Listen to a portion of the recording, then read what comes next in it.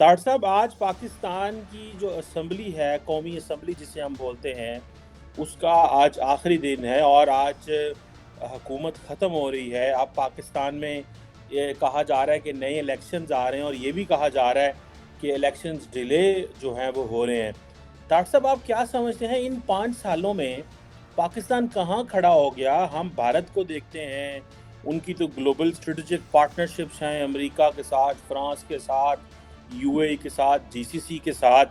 आप कैसे रेट करते हैं, कैसे मेजर करते हैं कि इन 5 सालों में पाकिस्तानियों की ज़िंदगियाँ कैसी हैं और क्या हम आइंदा जो कुछ महीने हैं, उनको आप कैसे फ़ोरसी करते हैं काइंडली? और आज हुकूमत, आज हमारे वज़ीर-ए-आज़म साहब फ़ारग हो रहे हैं, केयर टेकर सेटअप जो है, वो इंस्टॉल हो जाएगा।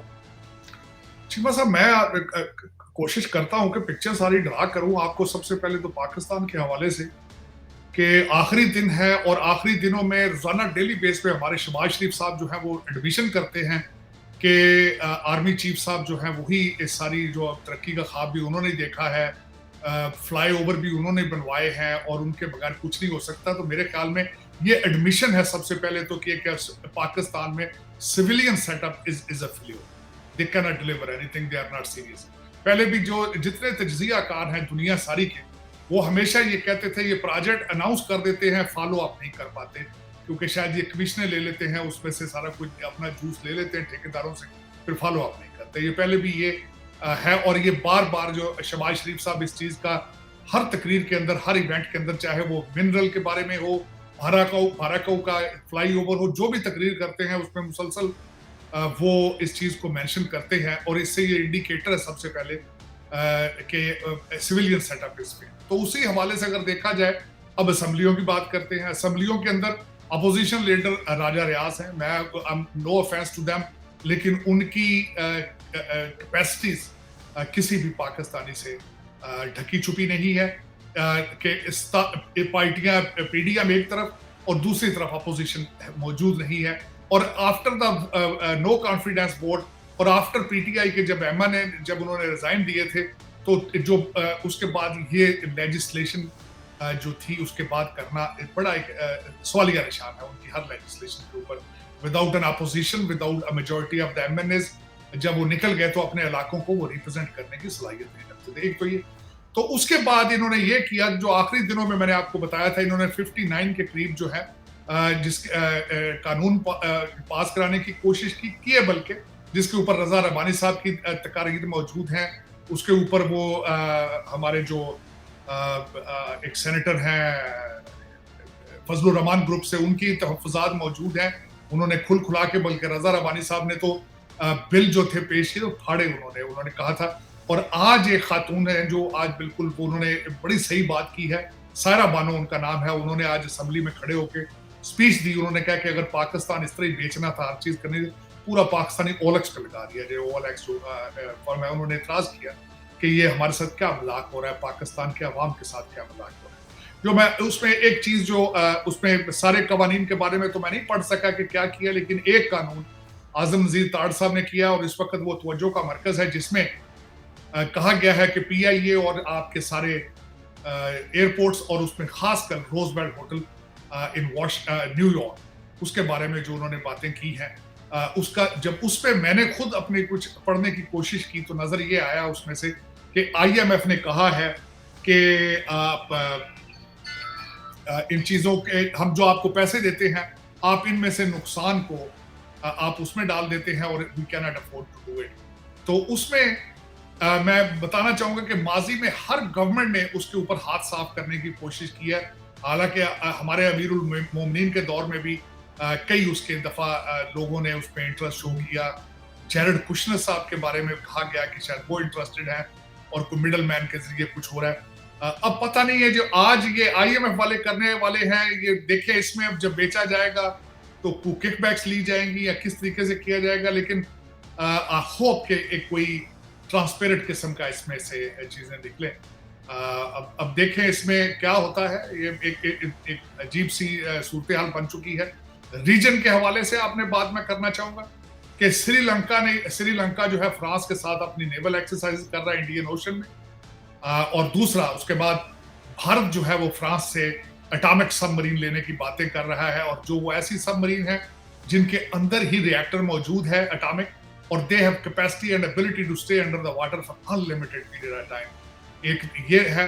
और आपको पता है कि अगला जो है इस वक्त मसला वो इंडियन ओशन का है, क्योंकि चाइना को जितना तेल जाता है वो इंडियन ओशन से गुजरता है, और चाइना जो ट्रेड करता है वो it has to go through the Indian ocean. ये कुछ नई चीजें आ रही हैं, आकस के बारे में चीजें सामने आ रही हैं, और इन सर्कमस्टांसेस में पाकिस्तान जो है वो, जिस तरह मैंने आपको कहा कि अगले दिन जो पीस कॉन्फ्रेंस हो रही थी उसमें पाकिस्तान को भी इनवाइट नहीं किया गया, रशिया को इनवाइट नहीं किया गया।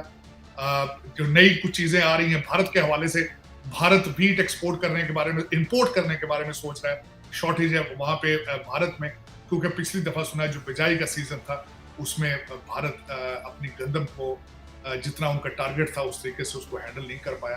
अब देखें आने वाले दिनों में क्या होता है, लेकिन Pakistan is going through serious financial issues. मैंने जिस तरह आपको अर्ज किया था, और जिस तरह आपने खुद कहा है कि इस वक्त इलेक्शन को डिले करने के बारे में बातें हो रही है, और कर देना चाहिए, मैं समझता हूं। मैंने जिस तरह आपको बताया था, पाकिस्तान का शॉर्ट टर्म सोल्यूशन ये है कि टेक्नोक्रेट सेटअप आए और वो 1 साल उसको स्टेबिलिटी की तरफ लेके आए, थोड़ी बहुत जो है इकोनॉमी वो ठीक हो, और उसके बाद जब हालात साजगार हों तो फिर इलेक्शन कराए जाए, वरना election is not a solution.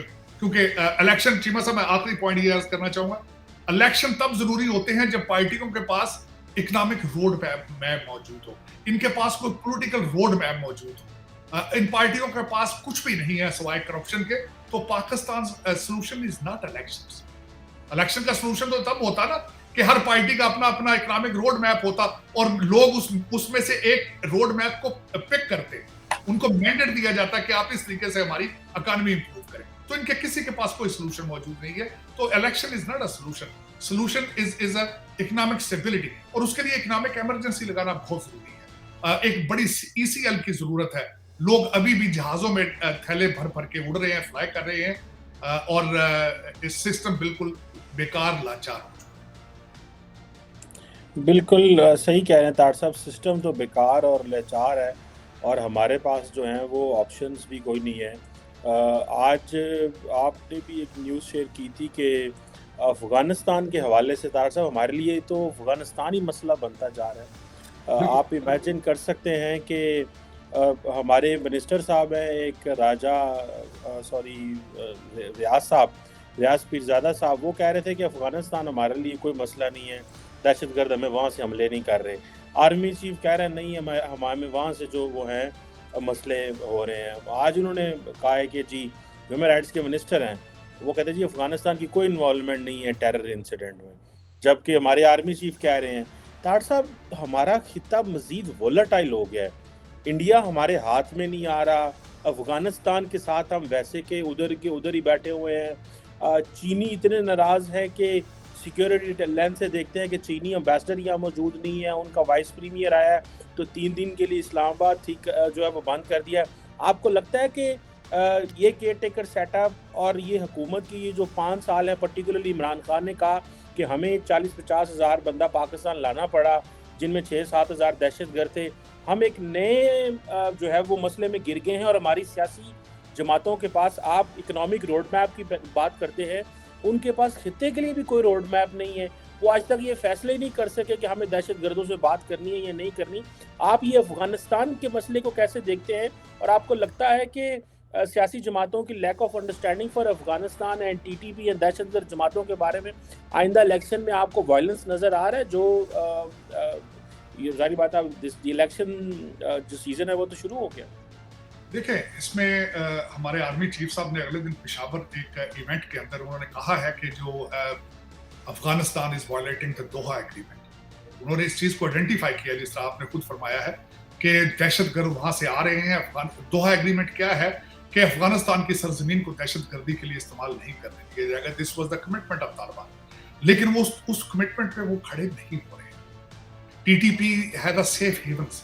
पिछली दफा हमारे जब ISI के वहां पे हेड गए थे, उन्होंने कितने करोड़ रुपए का मुतालबा किया था कि हमें बताएं, इतने पैसे दिए जाएं ताकि हमें बॉर्डर एरिया से लेके कहीं दूर ले जाए, दूसरे बॉर्डर्स के ऊपर कहीं नजदीक ले जाए।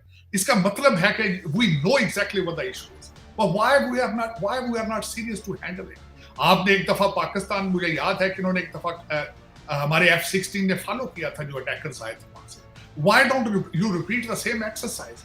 हम एक कदम आगे जाके 2 कदम पीछे जाने वाली पॉलिसी क्यों नहीं चेंज करते? Because no reason. इससे ज्यादा आगे कहां जाएंगे? अगले दिन फजलुर रहमान साहब के जलसे के अंदर 70 बच्चे मारे गए हैं। अब इससे आगे क्या देखेंगे? आप जाके उनको बताते हैं क्यों नहीं कि we are sick of it. और फिर उसकी सबसे बड़ी बात यह है कि आपने ईरान का मॉडल क्यों नहीं आज तक अडॉप्ट किया? ईरान के अंदर अफगानी महाजिर गए थे, उन्होंने उनको एक सर्टेन एरिया के अंदर कंटेन करके रखा था। आपने उनको सारे पूरे पाकिस्तान में फैल जाने की उनको क्यों दी इजाजत? फिर आप उनके पासपोर्ट क्यों बना रहे हैं? आप उनके शनाख्ती कार्ड क्यों बना रहे हैं? वो क्यों इस तरीके से पूरे मुल्क में दंदनाते फिर रहे हैं? आपको पता है अभी अगर आपके गवर्नमेंट ने अगले दिन इसका डाटाबेस दिया कि इस्लामाबाद के अंदर क्राइम्स में कितने अफगानी बाशिंदे जो इन्वॉल्व, आपको पता है हर चीज का। लेकिन आप सीरियस क्यों नहीं होते अपने अमनो सुकून के लिए? कि पाकिस्तान